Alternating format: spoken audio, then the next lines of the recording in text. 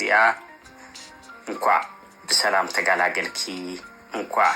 ولاد ترخبكي እንዳወልኩም ደስ ወለኩም መራመርኦለይ እንዛ ጅግና ዝኮነት ሓፍትና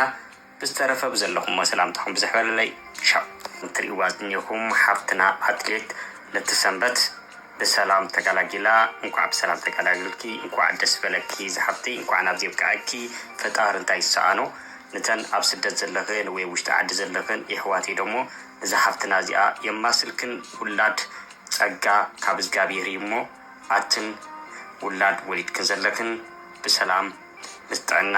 እግዚአብሔር ይዕቢልክን አትን ውላድ ዘይረኸብክን ደሞ ከም ሓፍትና አትሌት ለተንሰአ የማስልክን ይሕዋቴ ኮንግራ ኢልና ዝሓፍቲ እንኳ ደስ ብለኪ ንመላ ቤተሰብ እንኳ ደስ በሎም ጅግናና ሓያል ጠንካራ ሓፍትና እኹሞ ነዚ ስለ ዘርእየኪ ፈጣሪ ኣነ ብጣዕሚ እዩ ደስ ኢልኒ ስለዚ ብዘለኽዮ ዕድመን ጠናን ይሃብኪ ንውላድክ ደሞ ብፀጋ ፈጣሪ ይዕብዮ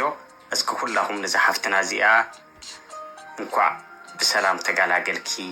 እንኳ ውላድ ትረኸብኪ እንዳወልኩም ደስ ወለኩም መራመርኦለይ እንዛ ጅግና ዝኮነት ሓፍትና ብዝተረፈ ብዘለኹም ሰላምታኹም ብዝሕበለለይ ሻው